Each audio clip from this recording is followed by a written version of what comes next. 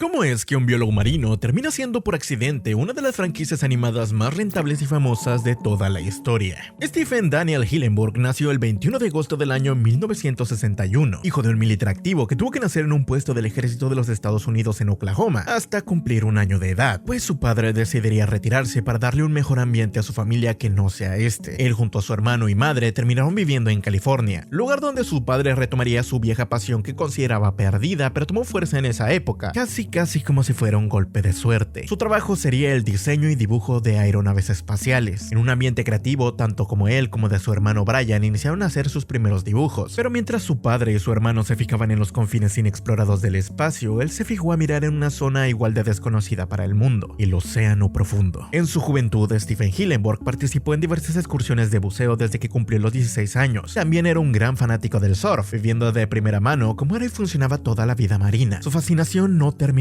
ahí, diciendo que le gustaría vivir debajo del mar si es que fuera posible. Cosa importante, pues de alguna manera lo terminaría siendo realidad. Stephen Hillenburg estudiaría biología marina en California, graduándose en el año 1984 y comenzando su carrera como un simple maestro especializado en recursos marinos. Él trabajó en The Ocean Institute, un lugar bastante famoso y conocido por los viajes escolares. Su trabajo en ese entonces era enseñar sobre la vida marina a niños pequeños de entre 5 y 10 años de edad, un demográfico que muchos veían complicado, ya que no todos estaban interesados por aprender los métodos clásicos de la institución. Es por eso que utilizaría lo que aprendió antes con su familia, diseñando un cómic por cuenta propia llamado The Intertidal Zone, la zona intermareal, término marino entre una zona marítima alternada por diferentes especies, algunas que se sumergían y otras que estaban expuestas al aire libre. Ahí había una gran diversidad marina, una muy interesante que luego exploraría. El protagonista de esta historia era un camarón, presentando toda la vida y su funcionamiento. En ese mismo cómic podríamos ver algunos personajes que se te hacen un poco familiares, como un salvavidas conocido, un familiar uso de las burbujas, una esponja marina cool y con lentes, un caracol y, como no, una estrella de mar bastante descaradamente floja en la piedra. Aún así, este no era la esponja ni los diseños finales, siendo este cómic que estaba hecho para educar principalmente a los niños, logrando reconocer diferentes especies marinas. Igual había un personaje favorito, uno que resaltaría y se volvería muy popular. Hillenburg recibió aplausos y elogios tanto por padres como para maestros del instituto, volviéndose popular para la época entre los conocidos, motivándolo a tiempo después regresar a la escuela, pero esta vez regresó para tratar de conseguir un título como un animador. Así es como la historia de todo esto apenas estaba iniciando, con Stephen de 30 años dándose cuenta de que había más de una forma de compartir su pasión y que todos tenemos diferentes formas de aprender.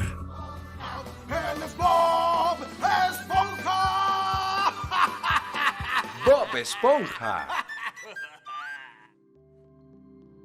Hillenburg inició su carrera en el Instituto de Artes de California, también conocido como el polémico CalArts, donde se desarrollaría junto a muchos de los animadores y amigos que simplemente coincidieron. Especialmente se llevó bien con Craig Bartlett, creador de Hey Arnold, y Joe Murray, creador de La vida moderna de Rocco, quien además le llamaría especialmente la atención, viendo su potencial animado y siendo una pieza clave en la dirección creativa y guionista del programa que fue nombrado en 1992 como La vida moderna de Rocco, demostrando su habilidad y haciendo varios cortos animados que se exhibirían en tiempo después para galerías de artes. Principalmente estos cortos serían Green Beret, la historia de una niña exploradora tratando de vender galletas con unas manos gigantes y destruyendo todo, y Wormholes, una forma de enseñarnos más sobre la teoría de la relatividad. Pues sí, recordemos que Stephen más que nada era un educador, una persona que venía de ser maestro. Así es como mientras trabajaba y aprendía de otros animadores, fue creando su propio concepto animado, una biblia para un programa que le tomaría años en preparar, siendo la misma que nombraría como SpongeBob Ahoy, mezclando los piratas y el fondo oceánico con sus grandes pasiones, el surf, la biología marina y algunos cuantos aspectos rupestres. En 1996, La vida moderna de Rocco fue abruptamente cancelada por Nickelodeon sin mucha explicación, cosa que no retomaría hasta casi 20 años después. Pero en ese entonces, sin otro trabajo y sin saber qué pasaría con su futuro como animador, Stephen les presentó a los ejecutivos el proyecto que él mismo consideraba incompleto, pero que si no lo proponía ahora, jamás lo terminaría. Simplemente se arriesgó y lo vendió. En esta biblia se deja en claro lo que él quería retratar. SpongeBob, o también conocido como SpongeBob Ahoy, es un chico que le gustaría encajar. Su idea es ser como todos los demás. Siempre sirve a todos con una gran sonrisa y quiere ser ese jugador MVP del grupo, al que todos halaguen teniendo una gran mentalidad positiva. Pero eso nunca le es suficiente para alcanzar su objetivo. Lo más importante es que nunca reconozca ese hecho. Y al mismo tiempo que el personaje es algo trágico, inspirándose en la comedia de Chaplin y Keaton, siendo SpongeBob alguien con un inmenso deseo de encajar con los demás y al mismo tiempo simpatizarles, a pesar de que que eso siempre le genere conflictos por su inocencia para hacerlo. Su diseño también cambió, siendo una patata o algo más biológicamente correcto, pero tomando la forma cuadrada porque él es así, alguien bastante limitado, resumiendo en que Bob Esponja es alguien que no encaja en la sociedad o en su entorno, pero se esfuerza por hacerlo. Incluso cuando falla es alguien que se mantiene positivo, aunque a veces la vida en el mar no sea tan fácil como muchos lo pintan, porque en el mar no siempre la vida es tan sabrosa. Al menos a mí me parece increíble cómo es que con el tiempo se inician a compartir estos mensajes. El de un chico inseguro que a pesar de sentirse fuera de lugar, nunca se rinde, y al final que consigue ser aceptado por quienes en verdad lo valoran. No hay que decir que obviamente lo aceptaron, pues gracias a estas ideas fue que Nickelodeon terminó aceptando el proyecto. Eso y que Stephen tenía cientos de páginas sobre dibujos y conceptos de los personajes. También el cómo se desarrollaría el fondo del mar, mezclando su pasión con la biología y el surf, cosa que tenía practicando desde hace años. El proyecto tenía muchas ideas y rápidamente Stephen con su ayuda prepararía un piloto, el cual se emitiría en el canal de Nickelodeon en 1997. En este piloto veríamos básicamente la historia de Help Wanted, o Se Busca Ayuda, donde cambiamos cosas como la introducción del episodio y cómo este llegaría a Crustáceo Cascarudo para volverse el cocinero. Claro que sí, este sería el piloto más exitoso en la historia de Nickelodeon, pues estaba hecho como un proyecto entre amigos, escritores y directores con los que había participado en la vida moderna de Rocco. Uno de ellos era Doug Lawrence y el otro el polémico Paul Tibby. Una gran amistad a la que se uniría un joven Tom Kenny, el que bromeaba con las voces y podía hacerlas de vez en cuando en el show. Curiosamente, para poder presentar la historia, en realidad este capítulo estaría dividido en 3 partes. También es que cada segmento dura alrededor de 7 minutos, con estilos diferentes a toda la primera temporada del show, tanto en humor como en animación. Estos parecían un poco más viejos o que fueron producidos entre 1997 y el 98. Pues sí, el piloto que se presentó fue Help Wanted, pero Stephen Hillenburg tenía tanto miedo de que se lo rechazaron que en realidad presentó 3. Solo le emitieron 1 y los otros los mandaron para hacer un completo. Los 3 segmentos serían Se Busca Ayuda, el inicio de todo con Bob Esponja trabajando en el icónico restaurante El Crustáceo Cascarudo, La Aspiradora, que es más que nada un episodio conceptual, donde se trabaja mucho más la expresividad del personaje, siendo Bob Esponja algo molesto para Calamardo, pero no, en este capítulo no hablan. Y el último es el de Tomemos el té, el episodio donde conocemos a Arenita Mejillas por primera vez, el único ser terrestre viviendo en el fondo del mar, y también mostrando que había otro tipo de especies, no solamente marinas. Estos 3 serían segmentos que se volverían clásicos, y probablemente son los más conocidos por ser unos que repitieron constantemente en la televisión. Para mí son la definición de nostalgia, pero podrían considerarse como 3 pilotos de una sola historia. Y entonces, ¿cómo es que pasó? Pues en 1999, el 1 de mayo, de manera oficial, iniciaría el show de Bob Esponja Pantalones Cuadrados. ¿Están listos, chicos? ¡Sí, capitán! ¡Estamos listos!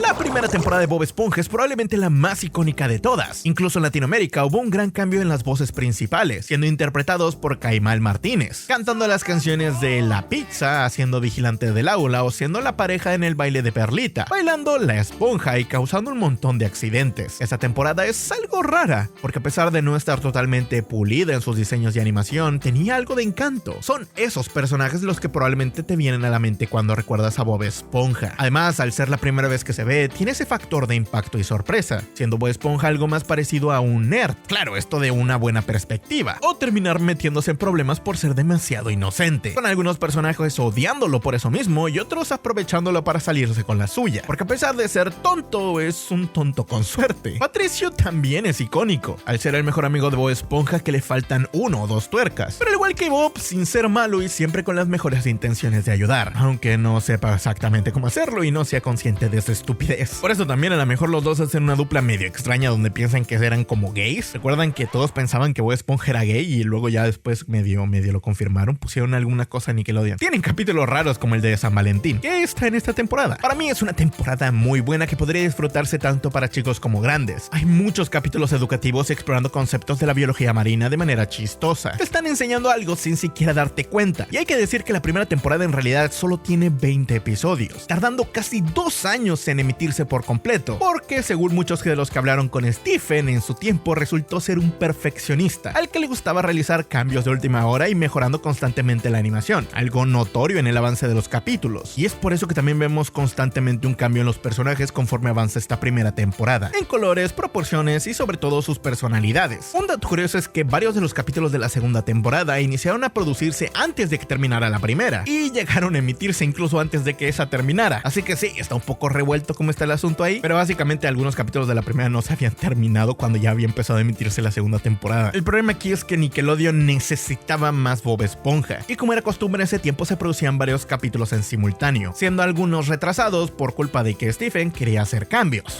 Eso hoy en día como que es pecado, creo yo. Así es como Nickelodeon decidiría estrenarlos antes porque pues necesitaba ese dinero. Pues muchas veces se estrenaba Bob Esponja más o menos cuando Stephen Hillenburg quería, y no en el orden que les tocaba. Eso obvio no afectó que la serie no fuera bastante lineal, pero sí podemos ver como por ejemplo la tercera temporada del show inició a emitirse casi en la misma fecha que la segunda, pero aún teniendo episodios pendientes de animar en la tercera. Por cierto, ¿sabían que la segunda temporada en Latinoamérica le tomó casi 5 años en terminar de doblarse? Sí, inició a doblarse en 2001, pero no fue hasta en agosto del 2005 que se dobló por completo el segmento del show, pues como no había algunos cuantos retrasos. Esto acumulado a que la voz anterior de la primera temporada se retiraría del programa, al tratar de formar un sindicato de actores en su natal Venezuela, cosa que no terminaría de agradarle al estudio, reemplazándolo en una parte del elenco con la voz que ya todos conocemos. Sí, hablo de Luis Carreño, voz del icónico príncipe de Barbie, y Max Steel, tomando su rol como un personaje principal. En Estados Unidos, Bob Esponja también llegaría a su segunda temporada el 23 de abril del año 2000, con un ligero cambio en su estilo de animación. Nick llamó la atención a su creador por la inconsistencia de los personajes, pues mientras otras series sacaban una temporada semanalmente, Bob Esponja estaba estrenando capítulos cada mensual. Era una serie más mensual que semanal, con momentos donde se pasaban hasta 2 meses para emitir un solo episodio, cosa que igual no le pudieron decir nada, pues a pesar de su inconsistencia mantuvo una media de 6 millones de espectadores en sus retransmisiones, o sea que la gente en ese entonces aún disfrutaba de ver una y otra vez al personaje de Bob, haciéndolo ver bastante icónico desde el inicio. Y aquí hay una cosa que quizás no tomaran en cuenta, pues es psicológica. Si no lo recuerdan, otro genio, Matt Groening, creador de los icónicos Simpson, los hizo amarillos para que la gente se detuviera de impacto para ver el canal, pues era muy llamativo. Bueno, Bob Esponja, de manera algo irónica, también es amarillo. Es un personaje que salta a la vista tanto por su color como personalidad. Digamos que es la versión de los Simpson amarilla, pero en Nickelodeon y más infantil. Cada que alguien cambiaba de canal, notaba ese brillo y el color que lo caracterizaba. Así es como Bob Esponja alcanzó su punto más alto en popularidad al concluir su tercera temporada, con más de 16 millones de espectadores concurrentes y otras decenas de miles en sus retransmisiones, algo que jamás se había visto en el canal, pues era bastante normal que las personas que miraban el show cuando se retransmitía disminuyeran, pero en el caso de Bob Esponja incluso había excepciones, donde sus retransmisiones eran más famosas que sus estrenos. A todos los niños les encantaba ver el programa una y otra vez, recibiendo halagos por su creatividad y temáticas amigables. En esta temporada veríamos capítulos tan icónicos como Mi Amigo Burbuja, Las Color Burgers, Navidad ¿Quién? O Frankentrazo, donde encuentran un lápiz mágico y hacen un montón de tonterías, pero al final terminan arruinando el concepto tiempo después con un capítulo especial. Aunque si no lo sabían, el mejor capítulo de todo el programa, o al menos el mejor calificado, también llega aquí, con el episodio de La Caja Secreta, donde Bob Esponja trata incansablemente de descubrir el secreto de su mejor amigo, una caja que oculta sus más oscuros pensamientos, o los más estúpidos. Es un capítulo muy creativo y sobre todo representa a la perfección cómo nos sentimos todos intentando romper las reglas de dormir. Una trama llena de emoción que los llevaría hasta ganar un premio, siendo rankeados como un 9.8, el más alto de todo el programa hasta la fecha. La mejor temporada de Bob Esponja, según esto, también es la segunda, pues la primera puede que sea la más icónica, pero al menos en lo que son los capítulos de la segunda tiene muchos más momentos importantes. El problema inició cuando todo esto terminó, pues la tercera, aunque no fuera mala, sí tuvo algunas cuantas expectativas negativas, dándole al creador la idea de que tal vez Bob Esponja no era algo que debía durar, tiempo en el que ya había cumplido su sueño.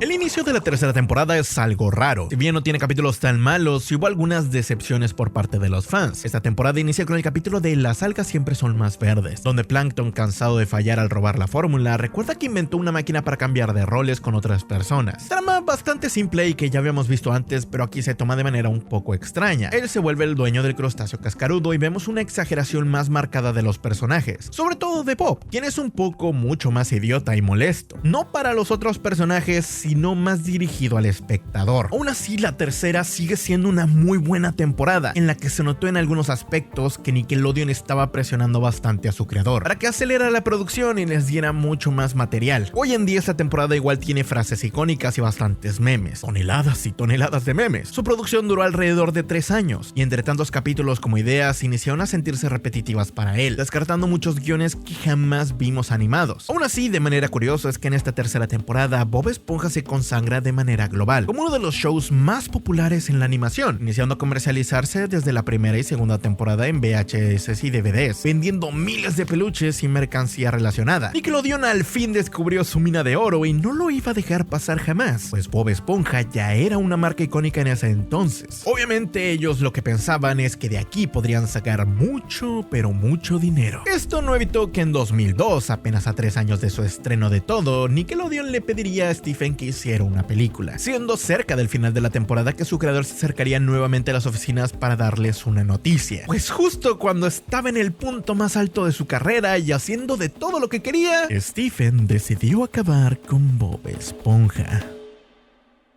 Sí, al finalizar la tercera temporada, Stephen Hillenburg detuvo la producción de nuevos episodios para dedicarse completamente a la película de Bob Esponja que planeó como el final definitivo. Pero, ¿por qué? ¿Por qué alguien en el mejor momento de su carrera y teniendo solo 4 años en tu show decidiría abandonar el éxito asegurado? Hay muchas teorías y motivos por los cuales quizás dejó Bob Esponja. Hay una muy importante que les contaré al futuro de este video, pero estas son algunas de las principales, mencionando simplemente que ya había logrado hacer realidad sus sueños. Quería seguir adelante con su vida. También otros dicen que la presión del canal por entregar los episodios era bastante. Era una carga demasiado excesiva para él. Y por último, lo más probable es que sabiendo su éxito y felicidad, en 1998 nacería el primer hijo de Stephen Hillenburg, dando un paso al costado, pues esta serie le estaba costando demasiado tiempo con su hijo, y él solo tenía 6 años de edad, cuando empezó a notar que lo reconocía más por Bob Esponja que por ser presente en su familia. Así es como entregando todo lo que quería, le daría la noticia a la producción de que Bob Esponja la película concluiría con el show. La dirección, producción y guión, incluso algunas partes de las animadas, fueron por parte de él, dejándolo claro en todos los aspectos. La película de Bob Esponja se siente como un digno final porque fue planeada así. Ya sé que muchos piensan que aquí debería de terminar el show y todo lo demás no existe, y es que la gente piensa eso porque se quería acabar en el punto más alto de su carrera, en el final perfecto y definitivo para la franquicia. En esta película vemos que Bob Esponja cambia un poco su personalidad, pero no su objetivo, el querer ser reconocido y aceptado por los demás. A pesar de parecer diferente, recorre un gran camino para desafiar todas sus capacidades. Resuelve los problemas de manera poco convencional, pero los resuelve bien, siempre utilizando su peculiaridad forma de ver el mundo. Puede que muchos lo subestimemos, pero al final del día, Bob Esponja es alguien que te puede sorprender. Nunca debes de dejar de hacer tú mismo para lograr las grandes cosas que planeas. Y si te caes, asegúrate de hacerlo con mucho estilo. Esa era la definición de la película de Bob, el verdadero objetivo y el final que todos esperaban.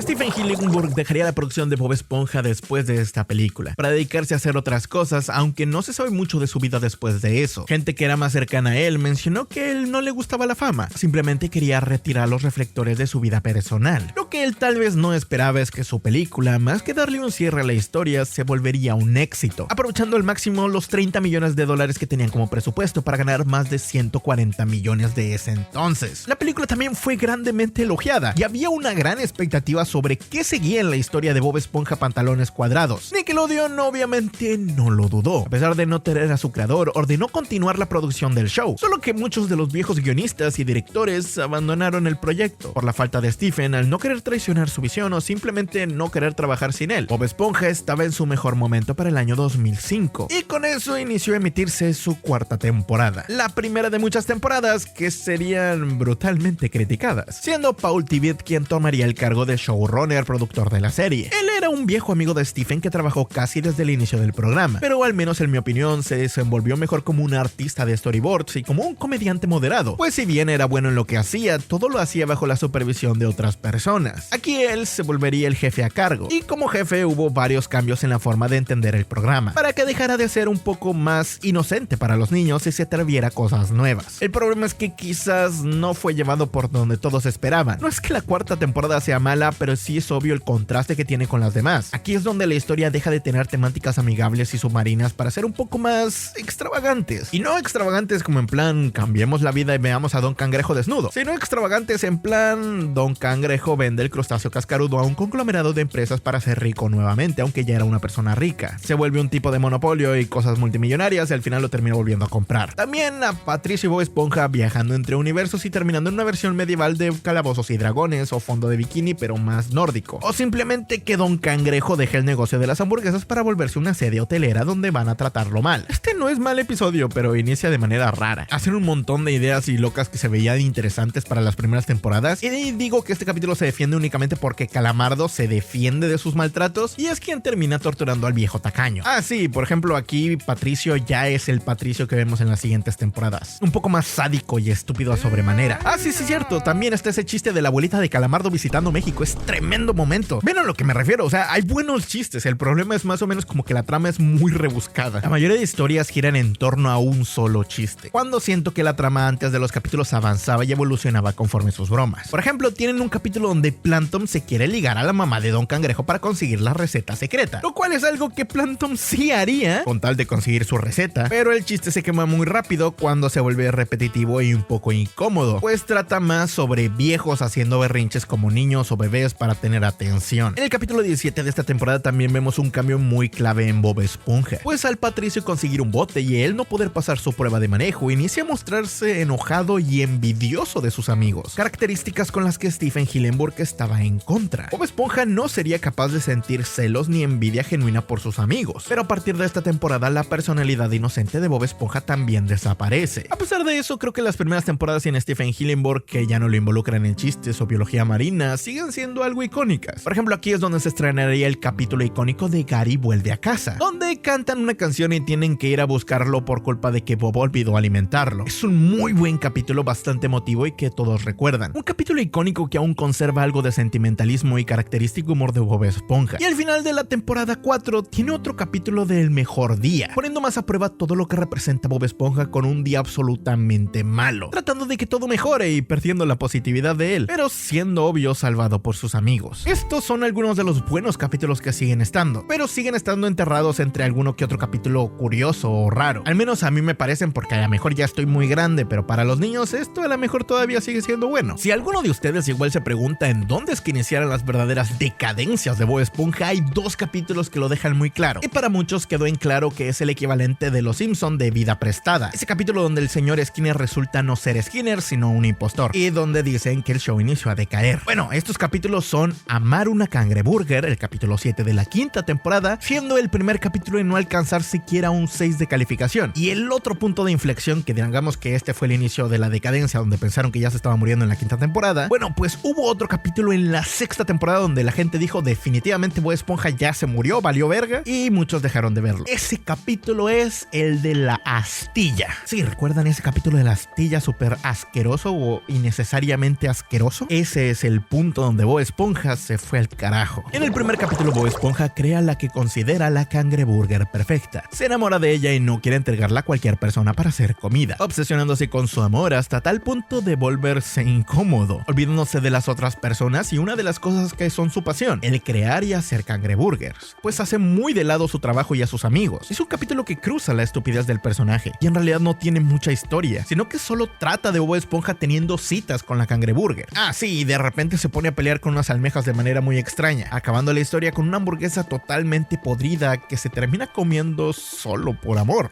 El segundo, claro que sí, es uno de los primeros, aunque no estoy seguro si es el primero, donde Bob Esponja exagera de sobremanera lo asqueroso que es. La astilla es una trama bastante simple. Bob Esponja por accidente se clava una astilla mientras trabajaba. Intenta sacarla, pero no puede porque le duele. Es tanto el dolor de esto que le pide ayuda a su mejor amigo Patricio, para que al final este le dé los peores consejos, siendo ingenuo y provocando una infección en su dedo. También aquí aparece una de las clichés que va a seguir avanzando en el programa: el uso constante de basura y desechos. Todo el capítulo gira en torno a un dedo infectado lleno de venas y algo de pus, para al final quitar la astilla y darnos una escena tan grotesca como asquerosa. Problema resuelto.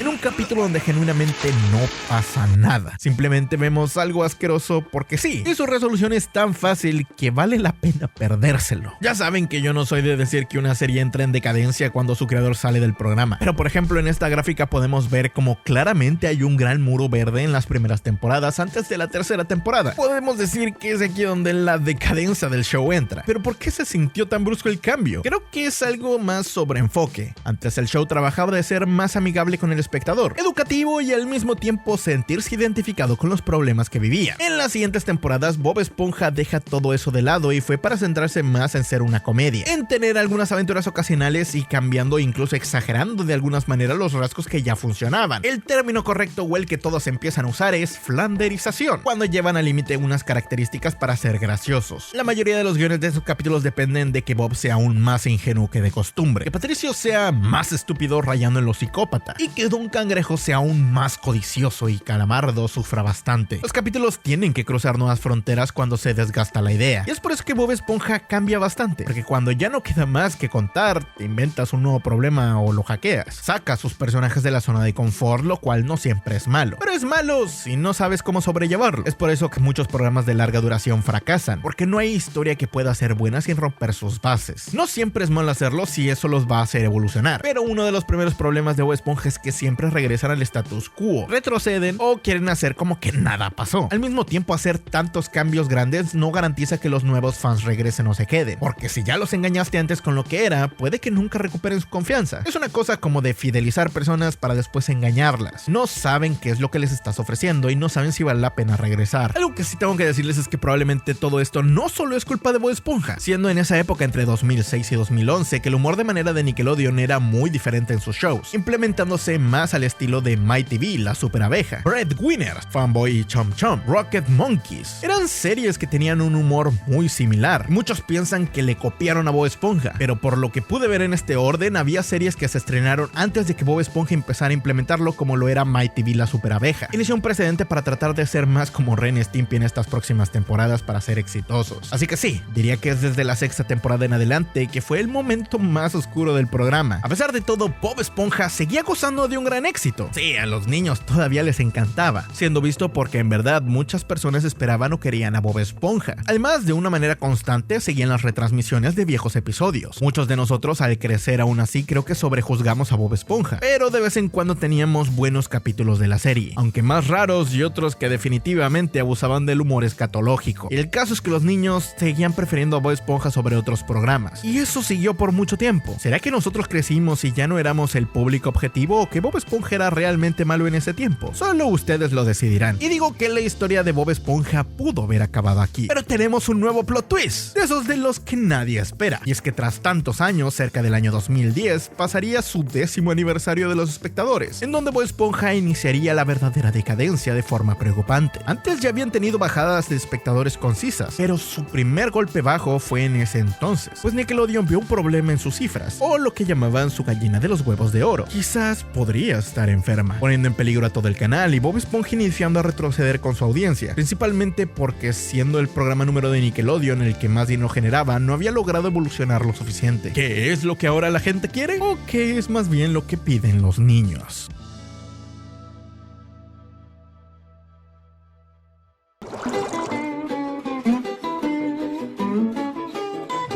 Temporada 9, alrededor de 2012, Nickelodeon inició a experimentar con la idea de que Bob Esponja dejara de ser solo una animación 2D para incorporarse a su nueva versión tridimensional. Ya habíamos visto alguno que otro chiste con ello, incluso el uso de stop motion constante con marionetas, pues en esta temporada es cuando inició a verse más experimentada la animación, pero la culminación o la versión definitiva llegaría con la película más importante para ellos, de Bob Esponja en 3D. Así es como estrenarían Bob Esponja, un héroe fuera del agua, la segunda película de la franquicia que se estrenaría en cines y teniendo un presupuesto de más del doble del anterior. En ese entonces la animación 3D era el estandarte de la industria, y lo que más genial le parecía a los niños. El desarrollo de esta película ya tenía un tiempo barajeándose desde su aniversario, pero no fue hasta el año 2013 que anunciaron su estreno para finales del año 2014, pero que por diferentes motivos no llegaría hasta febrero del 2015, aunque lo que más les sorprendió a todos fue el anuncio de que Stephen Hillenburg, el creador original, regresaría para producir la película, aportando algunas de sus viejas ideas al guión y trajo la perspectiva de nuevos y viejos fans. Era el momento de saber si Bob Esponja al fin volvería a la gloria. Debo decir que a mí esta película no me pareció tan mala. En realidad se nota un poco el que querían apuntar más a los niños. Sus chistes suelen ser un poco más tontos, pero al mismo tiempo agradables. Hoy en día creo que le dirían muy wholesome, así bien wholesome como dicen todos ahora. A diferencia de las últimas temporadas que se basaban más en torturar a un personaje, llevarlo a la locura o ver alguna deformación. Capítulos llenos de basura desechable, un tipo de trama exagerada. Y creo que en eso estamos muchos de acuerdo. Bob Esponja cambió su humor de ser algo agradable para los niños niños y adultos con remates ingeniosos que se usaban en el océano como personaje, a solo ser un montón de personajes haciendo cosas raras, ver qué tan grotescos o malos podían ser. Se fueron más por intentar impactar. Y sí, creo que tomaron bastante el humor de Ren y Stimpy, pero al mismo tiempo queriendo ser una franquicia infantil. La película de Bob Esponja se estrenaría con una crítica mixta, no siendo comparable ni siquiera con la primera, pero que atrajo a la mirada de muchas personas. Deben saber que para la temporada 9, esta es la única temporada en la que Stephen Hillenburg volvió para meter mano, participando en 3 episodios de la mitad de la temporada, e incluyéndose para dar su opinión acerca del show, lo que se nota repercutiría más con los ejecutivos, pero principalmente en algunos miembros del staff. Esta temporada se emitiría a lo largo de 4 años,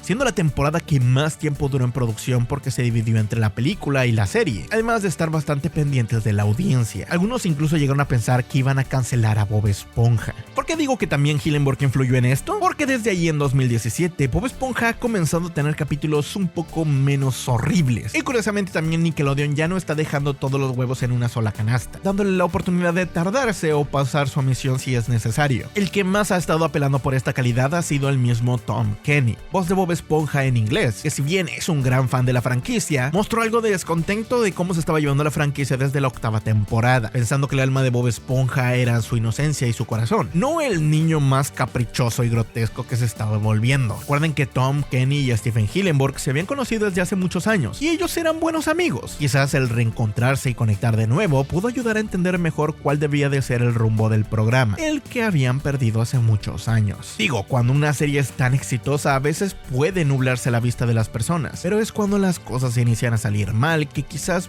puede que vuelvas a tocar algo de tierra para ver bien en dónde es que te perdiste. Lamentablemente, Stephen Hillenburg tenía años guardando un secreto que no le quería contar a todos. Aún así lo hizo sabiendo que tal vez no le quedaba mucho tiempo. En marzo del 2017, Stephen Hillenburg anunció que padecía de esclerosis lateral amiotrófica, una enfermedad neurodivergente que se le había diagnosticado hace tiempo, y muchos teorizaban que fue el verdadero motivo por el cual abandonó el show en 2004. Sí, lo hizo tal vez para estar con su hijo y su familia en ese tiempo, aunque otros comentan que había sido apenas en 2016 cuando él mismo se enfermó bastante grave. El reporte de todo eso es confuso, porque él jamás fue alguien que le gustara compartir sus problemas o sus debilidades. Él siguió dando algunas aportaciones al programa Ideas de Bob Esponja hasta el año 2018, no involucrándose como showrunner o productor. Incluso inició el desarrollo de su tercera película, Bob Esponja al rescate, pero lamentablemente a finales del año, un 27 de noviembre del año 2018, se reportaría que a causa de complicaciones con su enfermedad, Stephen Hillenburg había pasado a mejor vida. Ese día la animación entró en luto, tanto como un maestro de la animación como de la biología, una persona que compartió su legado con todos nosotros. Sus cenizas serían llevadas al Océano Pacífico como una despedida de su etapa de biólogo marino, además del gran amor que le tenía al mar. Algunos ejecutivos de Nickelodeon estaban realmente agradecidos con él, mencionando que si fuera por ellos, el show se mantendría vivo hasta que el canal cerrara. O sea que sí, podríamos tener Bob Esponja hasta el infinito, aunque la historia debía continuar, pues en ese entonces Nickelodeon defendía bastante a Bob Esponja. Habían pasado los últimos 15 años dependiendo de él, cancelando series que no llegarían a ser igual de rentables, pues sus expectativas de ellas siempre fueron comparadas con Bob Esponja. Incluso tengo unas imágenes de los creadores de series de Nickelodeon que genuinamente odiaban al personaje, porque siempre se les minimizaba por él. El odio de muchas personas hacia Bob Esponja no era solamente porque fuera molesto o que cayera mal, también es porque arruinó la vida o al menos el proyecto de muchas personas. Muchas de las personas que terminaron trabajando dentro del mismo programa. Eso también puede ser uno de los motivos por el que muchas veces Bob Esponja lo torturan o trataban mal en nuevos episodios, pues varios de los guionistas de esos proyectos cuando los cancelaban saltaban a volverse guionistas de Bob Esponja, pero puede verse que algunos tenían la intención de burlarse y que ellos se rieran de lo humillante que hacían a los personajes. Muchas de esas cosas curiosamente se detuvieron después de la muerte de Stephen Hillenburg, por eso creo en esta teoría, y a partir de aquí quizás ya saben lo que pasó, siendo que lo que parecía que estaba mal a veces se puede poner peor.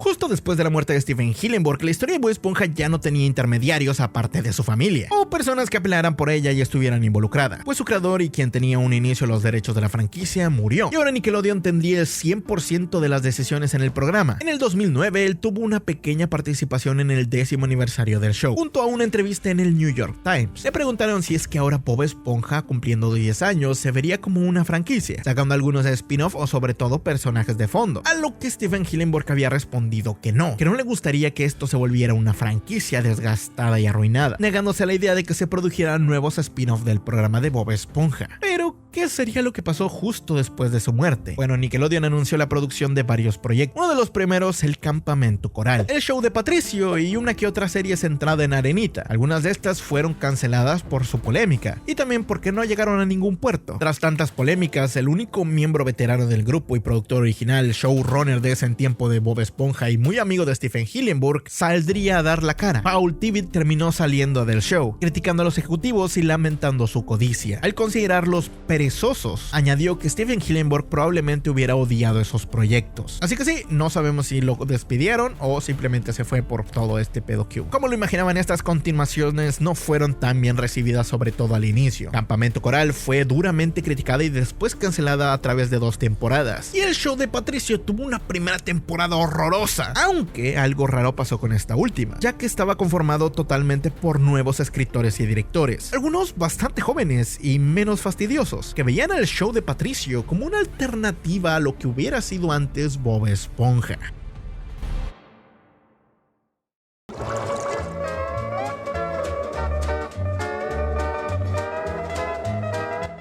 Si bien El Campamento Coral y el show de Patricio no iniciaron siendo series queridas, este último dio una gran sorpresa al presentar una versión más joven de los personajes y ambos interfiriéndose en la cronología original del show, pero no de tan mala manera. Se iniciaron a incorporar nuevos personajes como la madre de Patricio, los padres, el abuelo y hermana, quienes en realidad no fueron tan mal recibidos. Estos fueron reimaginados y llegaron a explicar cómo es que cambiaron, pues antes habían presentado unos personajes similares. El show de Patricio, al ser una serie nueva, tuvo un equipo completamente renovado. Es por eso que incluso el youtuber Ibra, o conocido también como Kazoo, participó en la producción de algunos episodios. Hubo nuevos talentos que aparecieron en este programa, y al menos desde mi perspectiva, ese nuevo talento era fan de la franquicia de Bob Esponja clásica, llevando a la nueva generación a 20 años después del programa, donde los escritores sí entendían a los personajes porque recientemente conocían de ellos. El show de Patricio se presentó para darnos capítulos bastante nostálgicos, no solamente en el mismo programa donde intercambiaba el rol como sidekick de Bob Esponja, sino que a partir de la segunda, tercera y cuarta temporada su comedia y animación inicia a mejorar, viéndose esta mejora en algunos capítulos del programa principal. Pues sí, no es perfecta, pero si ignoramos el gran cambio de la primera temporada, el show de Patricio es el regreso a los orígenes del programa, siendo sobre todo Patricio un gran cambio, ya que no es alguien absoluta y ciegamente estúpido, sino que vuelve a ser algo inocente y Bob Esponja causa problemas sin ningún tipo de maldad. La sorpresa de esto es que también cambió el formato, pues Nickelodeon desde su segunda temporada ordenó solo 13 capítulos, siendo desde ahí que también el show de Bob Esponja tomaría esa decisión, iniciando a tener temporadas mucho más limitadas o recortadas, donde no les pedirían acabar tantos capítulos en muy poco tiempo, dando como resultado temporadas mucho más interesantes. Parece ser que la serie duró tanto que crearon a la siguiente generación de escritores, o también los más viejos iniciaron a separarse del programa, siendo que en estas últimas 2 temporadas la gráfica del show ha pasado de un triste rojo y amarillo a volverse más verde. A los 3 directores que veo repitiendo buenos episodios son Shane Cohen, artista de la primera temporada o al menos solo dibujante, y también alguien que se encargó de 20 capítulos en Kick Buttowski, pero ahora ha tenido grandes episodios en esta temporada. También está Mike Bell, que era principalmente un actor de voz, pero inició a escribir para Bob Esponja hace muy poco, aunque el que más me ha sorprendido pues es bastante nuevo en la industria o participaciones, Ian Vázquez. Él no tiene mucha trayectoria, pero sí la suficiente calidad, pues participó en 6 capítulos del show de Cuphead, y como no, siendo un artista del show de Patricio. Él viene de ahí. Digamos que esos nuevos talentos que iniciaron en el show de Patricio ahora están entrando o cruzando a Bob Esponja, dándonos capítulos con un estilo que ha llamado bastante la atención de los fans en los últimos meses. Bueno, ¿qué digo meses? Ya tiene 1 año o 2. Uno de los primeros capítulos que recuerdo que se volvieron mega virales es Tango Tangle, un episodio donde Plankton toma el rol de buen esposo, de esos capítulos que enternecen a las personas, tratando de regalarle clases de tango a su esposa Karen. Aquí él se comporta como alguien genuinamente preocupado por ella y no centrado solo en la fórmula secreta. Además, tiene una dirección y departamento de arte sorprendentemente bueno. Es un capítulo muy creativo, aunque claro, se volvió viral por las tremendas caderas que se cargaba la instructora, y también porque no sé por qué les parece muy sexy la Karen con ese vestido. Sí, ya le están metiendo más diseños a Karen, cada vez le hacen más humanoide. Igual creo que eso también tiene que ver con los artistas, pues le dan mucha personalidad a su estilo, además de que es un capítulo muy expresivo. Este capítulo es de Ian Vázquez, por cierto. También podemos mencionar el capítulo de A Fish Called Sandy, o un pez llamado Arenita, donde desde el inicio vemos una perspectiva nostálgica del mar y muy parecida a las primeras temporadas, cosa que se volverá sumamente constante en estos episodios. En él vemos después de mucho tiempo que Arenita quiere hacer un informe acerca del fondo del mar, siendo esta su misión original como una exploradora. ¿Alguien recuerda que este era el objetivo de Arenita? Ella era una científica, cosa que se había olvidado en muchas temporadas. Cabe recalcar que pongan mucha atención, les voy a dar clases. Cuando ella llega, ve a Bob Esponja jugando con un papel, uno muy parecido al que vimos que Calamardo le dio en las primeras temporadas, y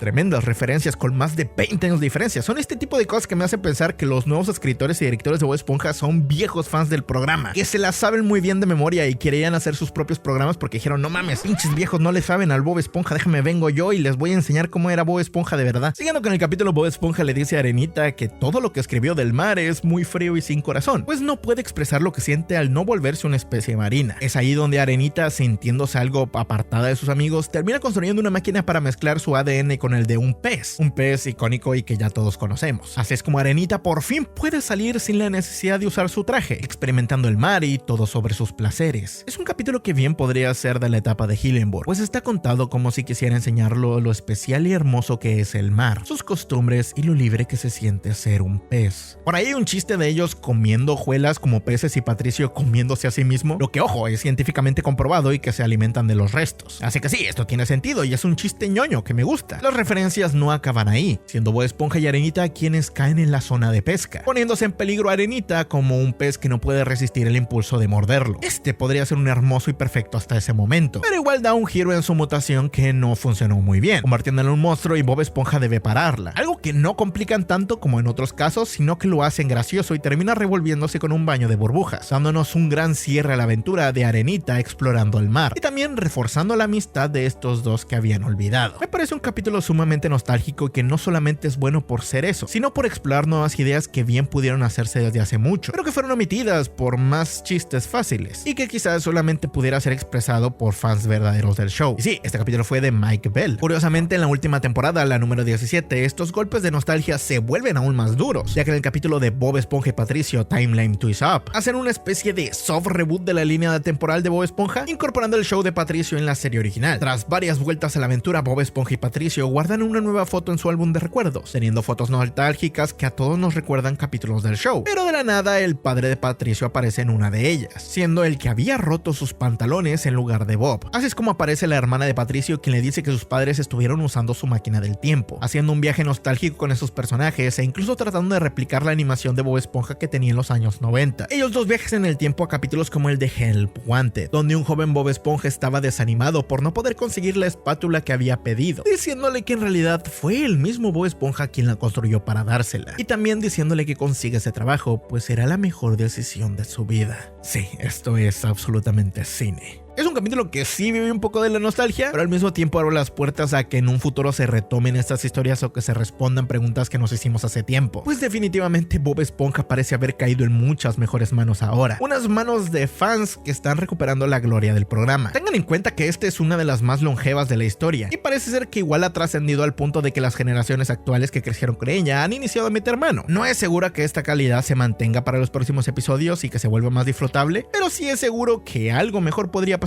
Cualquier cambio es mejor que mantenerse en la misma decadencia. También creo que Bob Esponja ya estuvo en su momento más bajo. Justo después de la muerte de su creador, la audiencia del programa inició a decaer aún más, y en la actualidad ya le cuesta tener 1 millón de espectadores, que sigue siendo algo decente para la televisión moderna, pero que no es nada comparado con los millones que tenía antes. Las últimas películas no las quiero ni mencionar, pues la de Plankton y Arenita, que tenían años en producción, salieron siendo malas, y curiosamente su filtración y mala recepción y poca recaudación terminaron forzando a Nickelodeon y a Paramount para volverse más rentables. ¿Por qué? Bueno, quizás algo tenga que ver con que han sido comprados hace no mucho. En 2019 hubo una reconstrucción completa con CBS, y en 2022 se tomó volviéndose parte de CBS Viacom, al igual que Paramount Global, siendo básicamente el caso de una compra y fusión exitosa que incluyó el cambio de viejos dueños. O sea que desde 2022 Bob Esponja también ha tenido nuevos personales encargados de Nick, y quienes parecen estar preocupados porque uno de sus IPs más populares caiga en la ruina, haciendo también menos capítulos por temporada, pero de mejor calidad. No es lo mismo pensar capítulos para 20 o 30 o 40 ideas que simplemente elegir las 10 o 13 mejores. Eso es lo que están haciendo ahora. También es que el show está apelando a hacer muchos más especiales y eventos como lo ha hecho en otras franquicias. Solo hay que ver cómo hace justo un par de años se formó el inmenso revuelo de que los fans querían que el show de medio tiempo del Super Bowl fuera protagonizado por Bob Esponja, que de alguna forma lo lograron y lo consiguieron teniendo la participación en un homenaje con Sweet Victory. Sí, Bob Esponja sí apareció en el Super Bowl, no fue el protagónico, pero sí aparecieron. Este video ya duró demasiado, así que vamos a terminarlo. A diferencia de en Warner, donde su fusión significó la muerte de muchos shows, en Paramount su cambio de dirección en 2022 parece haber dado esperanza que se busque la rentabilidad del programa, a base de mejor calidad para los espectadores. Esto lo pienso o lo refuerzo con la presencia de nuevas series animadas y que están pichando nuevos programas. Ejemplo, Wild Park, una serie muy buena que ya tiene 2 temporadas confirmadas y que ahora parece prometer bastante, siendo el futuro sucesor y el que deberían de ver y darle una oportunidad si lo encuentran por ahí. También está The Outhouse, que la verdad ya no he visto las últimas temporadas, pero espero que en verdad traten de mejorar. Y si no, pues que lo cancelen ya, la verga. Personalmente, yo ya no quería sacar este video, porque no sabía cómo terminarlo. Es muy raro ver toda esta información plasmada en un bloque de texto, porque yo venía aquí con la idea de decir todo lo que seguramente pensaba. Bob Esponja murió junto a su creador, que la serie simplemente es mala y sigue siendo mala, pero hoy en día es un momento bastante bueno para la franquicia. Uno dulce incluso en sus últimas películas, quien está recibiendo bastantes críticas positivas a pesar de no haberla reflejado en taquilla, donde viejos escritores también están volviendo para hacer pequeñas participaciones o aportaciones, más no tomar el control creativo completo, relevando y dándole la oportunidad a nuevas ideas. Incluso siento que últimamente el internet se ha hablado mucho más bien de Bob Esponja con respecto a su relevancia. Es más relevante e interesante para algunos. Siento que Bob Esponja hoy en día está más vivo que al menos hace 10 años. Y al igual que los Simpson, puede que nos acompañe por muchos años más. Pero sí, si no tienen nada que hacer, sigan viendo Bob Esponja. No es el mismo que recuerdas de tu infancia, pero también supongo que es justo, porque todos cambiamos, aunque sea un poquito.